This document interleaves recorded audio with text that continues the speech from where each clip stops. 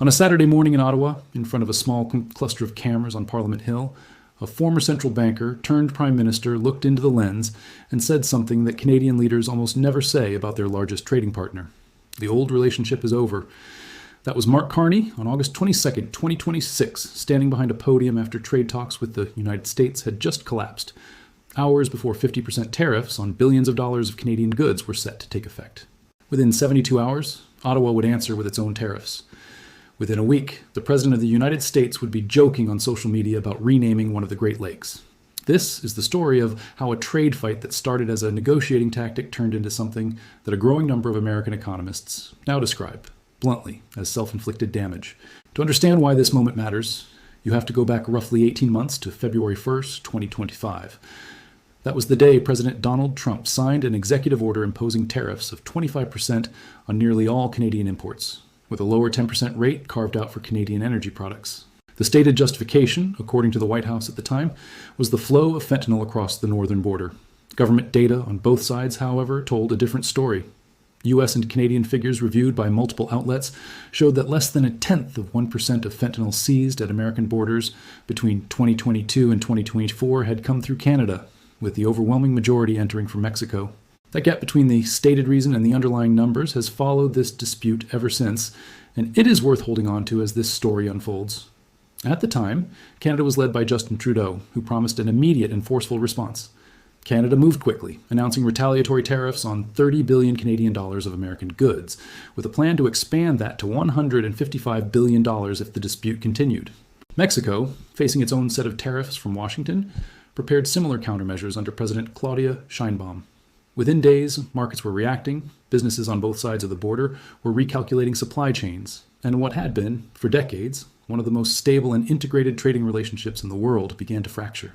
Then, in March of 2025, Canadian politics shifted. Mark Carney, a former governor of both the Bank of Canada and the Bank of England, became prime minister. Within weeks of taking office, he delivered a message that Canadians had not heard from a national leader in generations. The deep economic and security integration Canada had built with the United States over 80 years could no longer be assumed. Carney announced plans to reduce internal trade barriers between Canadian provinces, to build what he called an all-in-Canada auto manufacturing network, and to start weaving together the country's steel, aluminum, and critical mineral sectors, so they would depend less on American inputs. It was, by his own description, an attempt to fundamentally reimagine the Canadian economy.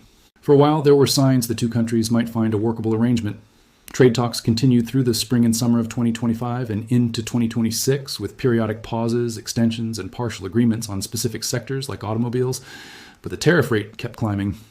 In July 2025, Trump told Carney in a letter posted to his social media platform that Canadian goods would face a 35% tariff starting August 1st, separate from sector-specific tariffs already in place on steel, aluminum, and autos. The letter repeated the fentanyl justification and added a new complaint, what the administration called unsustainable trade deficits and unfair non-tariff barriers. Carney called the escalation disappointing and told Canadians the country would become, in his words, its own best customer. Then came a legal twist that reshaped the entire fight. Early in 2026, the Supreme Court of the United States ruled in a case called Learning Resources versus Trump that several of the administration's sweeping tariffs, imposed under a law called the International Emergency Economic Powers Act, were not actually authorized by that statute. It was a significant setback for the White House's tariff strategy. Rather than backing down, the administration pivoted to other legal tools, including a provision known as Section 338 of the Tariff Act of 1930. A law from the Depression era that had rarely been used this way. That pivot set the stage for the next and most dramatic escalation of the entire dispute, the one playing out right now. In July 2026, President Trump signed new proclamations, imposing an additional 50% tariff on a broad range of Canadian products. The effective date was pushed from August 19th to August 22nd, as both governments raced to reach a last-minute deal. And for a moment, it looked like they might. Trump posted on his platform that the two countries had, in his words, come to a deal, describing significant tariff reductions on steel, aluminum, autos, and lumber, along with what he called a historic economic and national security partnership. But the celebration didn't last. The U.S. Trade Representative's office said Canada had declined to finalize the agreement under the terms both sides had reportedly agreed to earlier in the week. Carney told reporters in Ottawa that Washington had proposed new terms at the last minute that he described as uneconomic, unfair, and damaging to trust in any future agreement. In his own words, standing in front of Canadian reporters, He said the United States asked too much and offered too little. So on August 22nd in Ottawa, Carney announced Canada was walking away. He didn't sugarcoat it. He told Canadians that for most of the country's history, trade with the United States had been a tailwind. Open access, predictable rules, a relationship both sides understood. Those winds, he said, hadn't just shifted direction. The entire climate had changed. Canada, he said, couldn't control the storm blowing in from Washington, but it could chart its own course, building up its economy at home and spreading its trading relationships further abroad. It was a striking thing to hear from the leader of a country that sends roughly 3/4 of its exports south of the border. 50% tariffs on close to $20 billion of Canadian goods took effect that Saturday. According to the White House's own filing in the Federal Register, one of the specific triggers cited was a decision by several Canadian provinces in 2025 to stop buying, distributing, and selling American alcohol, in a boycott that the administration said had cut U.S. alcohol exports to Canada by roughly 81% between March 2025 and February 2026.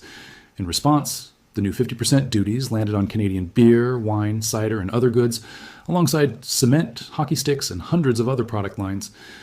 Reporting from CNBC noted that Trump, in a social media post around this time, described Canada as, in his words, easily the most difficult and unreasonable country he deals with.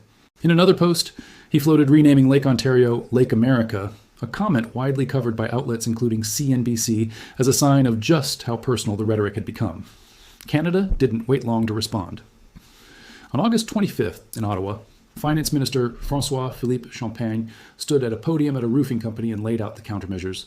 Canada would match Washington's tariffs dollar for dollar, he said, targeting more than 700 American products worth roughly $20 billion, with the broader package reported by Canadian trade sources at closer to 27.6 billion Canadian dollars. The sectors chosen were not random. Carney's government said the response would concentrate on steel, dairy, appliances, agricultural equipment, pulp and paper, and electronics. Industries chosen specifically to protect Canadian producers, competing against American goods inside Canada's own market, while also applying pressure back on politically sensitive U.S. industries. Those new Canadian tariffs are scheduled to come into force the Tuesday after Labor Day, on September 8th, 2026. It's also worth pausing on just how integrated these two economies were before any of this started, because that context explains why the fallout has been so widely felt, rather than confined to a handful of industries. For decades, the U.S. and Canada relationship operated under the United States-Mexico-Canada Agreement, known in Canada as CUSMA, which built on the earlier NAFTA framework to allow goods to cross the border with minimal friction. Canada was, by trade volume, one of the two largest export markets for American goods, alongside Mexico, purchasing hundreds of billions of dollars worth of American products annually. According to figures reported by Reason and cited in coverage of the dispute's early days, trade between the two countries approached $700 billion a year even before this fight began, with roughly $325 billion of that being American exports sold into Canada. TD Economics, in analysis published as the tariffs first took shape, pointed out something that gets lost in the political framing. Most Canadian exports to the United States aren't finished consumer products at all. They're inputs, raw steel, refined energy, auto parts, lumber, that American manufacturers rely on to build their own finished goods. That single fact is a big part of why tariffs on Canada don't just raise prices on Canadian branded products on store shelves. They raise the cost of things stamped Made in USA because the raw materials behind them often crossed the border first. The automotive sector illustrates this especially well. Canada produces roughly 3,300 vehicles a day, and more than 90% of them are built specifically for export to the United States, according to figures reported during earlier stages of this dispute. Parts frequently cross the border multiple times during assembly, with a single vehicle's components sometimes moving between Canadian and American factories several times before final assembly is complete.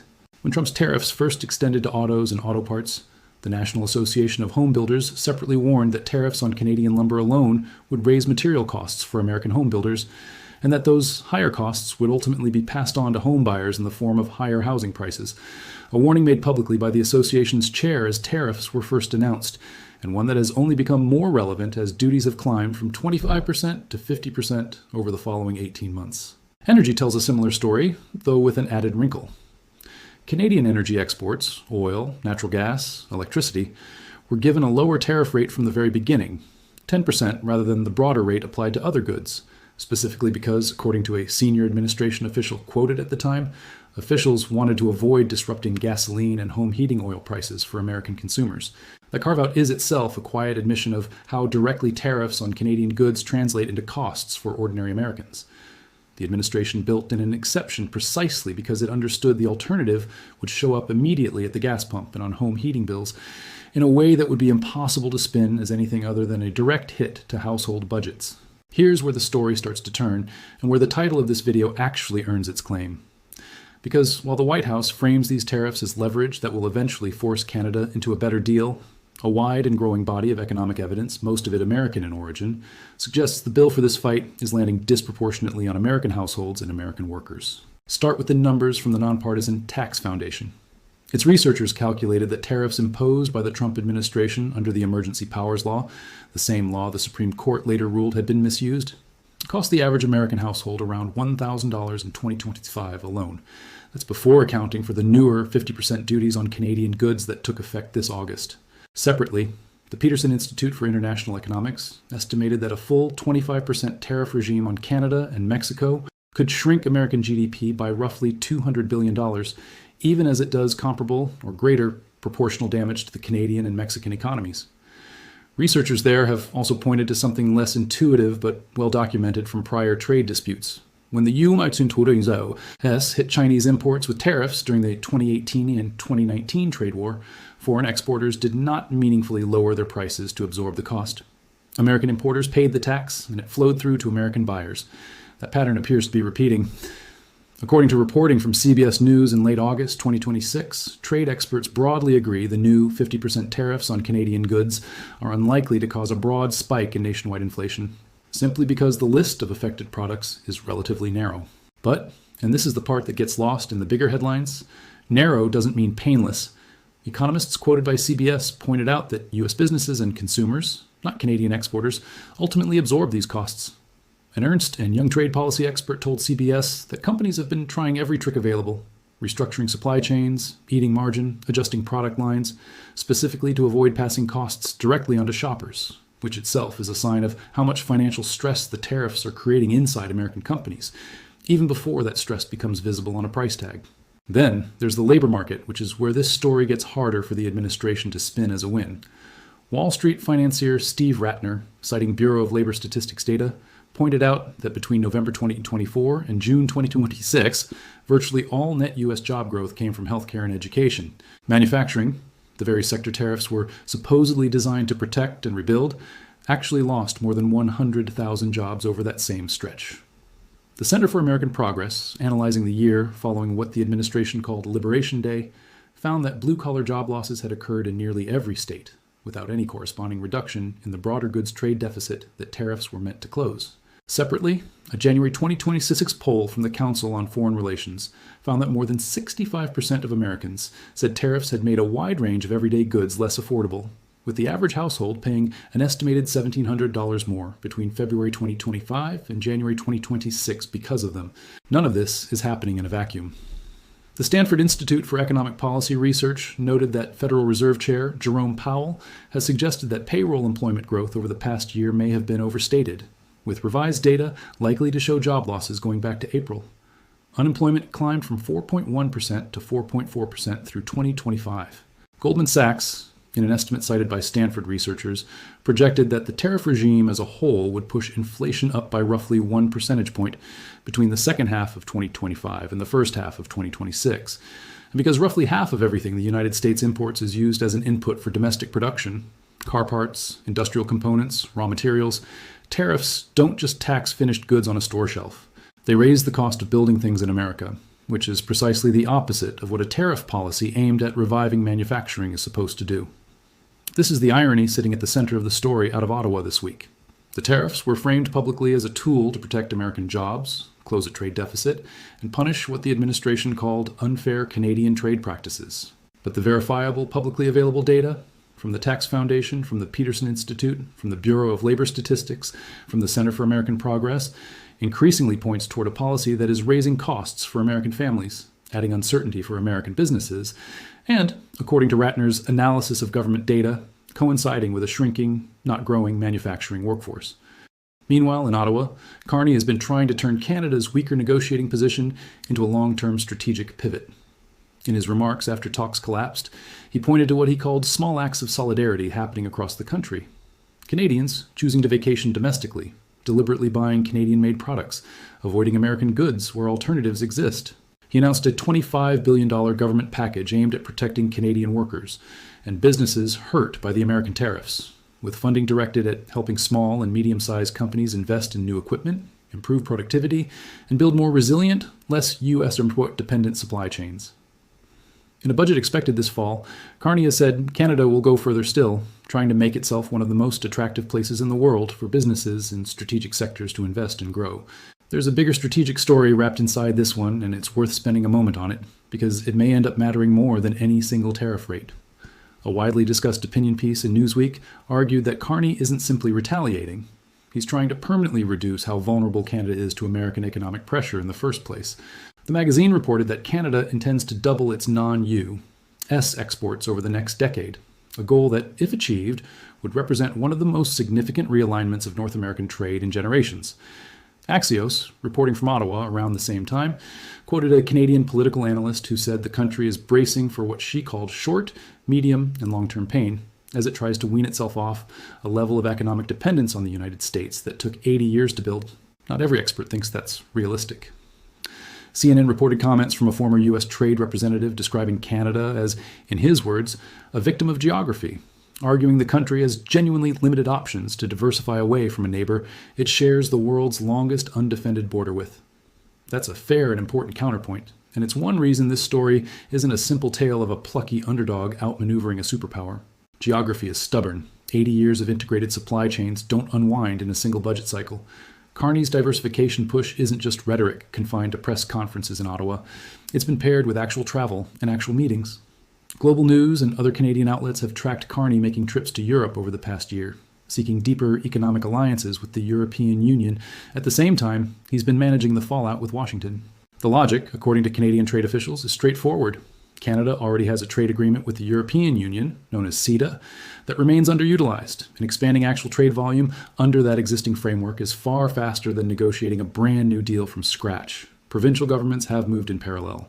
Ontario Premier Doug Ford has spoken about reducing barriers to trade between Canadian provinces themselves, an issue that sounds technical but has historically been a bigger drag on Canadian economic growth than most people realize, since interprovincial trade barriers inside Canada have long made it easier, in some cases, for a Canadian company to sell into the United States than into a neighboring province. Carney has repeatedly tied his American trade strategy to this internal reform agenda, arguing that a more unified domestic Canadian market is the necessary first step before the country can meaningfully redirect trade volume away from the United States and toward Europe, Asia, or elsewhere. Still, the political rhetoric out of Ottawa has hardened in a way that would have been unthinkable a few years ago. Carney has said publicly that Canada will not accept being treated as, in his words, a subsidiary of the United States. He's accused the current administration of using economic integration as a weapon rather than a shared foundation for mutual prosperity. And he's not the only Canadian leader saying so. Coverage from Global News captured Ontario Premier Doug Ford, historically a conservative ally of pro-business, pro-trade politics, backing Carney's negotiating position, a sign of how much cross-partisan consensus has formed inside Canada around standing firm, at least for now. On the American side, the picture is more complicated and, frankly, more contested. Trump has continued to argue that tariffs will ultimately benefit ordinary Americans, insisting at various points that the policy will make the country richer, help pay down debt, and eventually allow for tax cuts. When reporters have pressed him on whether tariffs would raise consumer prices, he has at times acknowledged he can't guarantee they won't, while maintaining that any short-term pain is worth the long-term structural gain of rebuilding American industry. It's a defensible economic argument in theory. Countries have used tariffs strategically before, and there are sectors where targeted protection has helped rebuild specific industries over time. The dispute here isn't over whether tariffs can ever work as policy. It's over whether this specific, rapidly shifting sector-hopping approach, 25%, then 35%, then 50%, paired with a legal fight the Supreme Court has already partially ruled against, is actually achieving what it claims to, based on the data available right now in August 2026. And that's really the heart of why this particular chapter, the one out of Ottawa this past week, is being described by a growing number of commentators as backfiring. It's not that Canada has won some dramatic victory. The country is bracing for real economic pain of its own, and no serious analyst on either side is pretending Canadians will emerge from this unscathed. Trade Minister Dominic LeBlanc has himself acknowledged that Ottawa did not want to walk away from talks, and that this outcome was, in his words, not the goal at any point in the process. Carney has been equally candid, telling Canadians directly that the decision to retaliate will raise costs and reduce choice for people inside Canada too. This isn't a fairy tale where one side suffers and the other side sails through untouched. What makes this moment different, and what justifies calling it a wake-up call rather than just another round in a long-running fight, is the direction the data has started to point. For most of 2025, the dominant narrative inside the United States was that tariffs were a tool of leverage, temporary pain for long-term gain, a hard-nosed negotiating tactic that would eventually produce better deals and stronger American industry. By the second half of 2026, with manufacturing jobs still falling according to Ratner's BLS analysis, with the average American household absorbing thousands of dollars in added costs according to the Tax Foundation and the Center for American Progress, and with the Supreme Court having already ruled that a chunk of the legal foundation for these tariffs was improperly applied, that narrative has become much harder to defend using verified numbers alone. Canada's retaliation didn't cause that shift. It simply arrived at the same moment the shift was becoming impossible to ignore, which is part of why the political optics landed the way they did. There's a political dimension to this dispute that goes beyond tariff schedules and deserves mention, because it has shaped the tone of negotiations as much as any economic figure. Throughout this fight, Trump has periodically floated the idea that Canada should become what he's called the 51st state, a comment widely covered as more provocation than serious policy proposal, but one that Canadian officials say has genuinely soured the atmosphere around talks. Outlets including Deadline reported that Trump also criticized Canada's decision to recognize Palestinian statehood in 2025, writing on his social media platform that the move would make it, in his words, very hard to reach a trade deal, an explicit linking of an unrelated foreign policy decision to ongoing trade negotiations that Canadian officials found difficult to navigate. Layered on top of the tariff fight itself, these moments have reinforced Carney's argument that Washington is using economic leverage as a tool of broader political pressure, rather than treating trade policy as a self-contained economic negotiation. It's also worth noting how this dispute intersects with domestic American politics beyond the immediate tariff numbers. Newsweek reported in late 2025 that labor economists were warning every sector of the U.S. economy faced elevated layoff risk heading into 2026, citing tariffs alongside a slowing immigration-driven consumer base and reduced public investment as compounding pressures.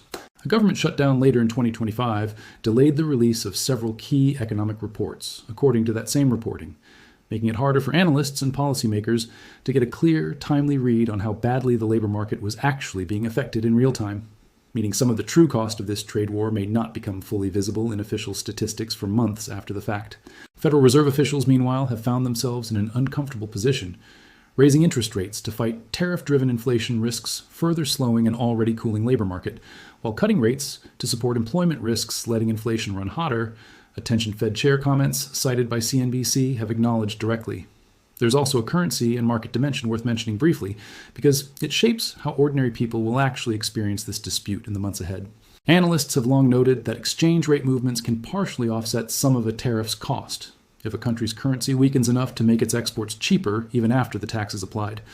But research on the earlier rounds of the same trade war found that effect to be limited, with most of the added cost still landing on the importing side of the ledger, meaning American companies and, ultimately, American consumers. Domestic producers competing with tariffed imports have also tended to raise their own prices in response, a dynamic economists sometimes describe as adding insult to injury, since it means Americans can end up paying more even for goods that were made entirely inside the United States, simply because the competitive pressure that normally keeps prices in check has been reduced. So where does this leave things heading into September? Canada's new tariffs are scheduled to take effect on September 8th, the Tuesday after Labor Day, hitting American steel, dairy, appliances, farm equipment, pulp and paper, and electronics. The 50% American tariffs on Canadian goods, including alcohol, cement, and hockey sticks, among hundreds of other items, remain in place with no announced end date. Both governments have left the door open, at least rhetorically, to further talks. Carney has said comprehensive negotiations could still restore some trust between the two countries, and reports indicate Trump has reached out by phone to discuss next steps. But after the very public collapse of a deal that both sides briefly described as finalized, the credibility gap between the two governments is wide, and neither leader appears willing to be the first to visibly back down. It's also worth stepping back and asking how this compares to trade disputes the United States has fought before, because the pattern isn't entirely without precedent. During the 2018 and 2019 trade war with China, researchers studying the aftermath found a strikingly similar dynamic to what's showing up in the Canada data now. American importers absorbed the overwhelming majority of the tariff cost, rather than foreign exporters lowering their prices to compensate. Domestic producers competing with tariffed goods raised their own prices in response rather than undercutting them, and the promised manufacturing renaissance largely failed to materialize at the scale predicted. Economists at the Peterson Institute have pointed to that earlier episode specifically when assessing the likely outcome of the current Canada dispute, arguing that there's little reason to expect a fundamentally different result this time, given that the basic economic mechanics of who actually pays a tariff haven't changed. That doesn't mean the outcome is guaranteed to repeat exactly.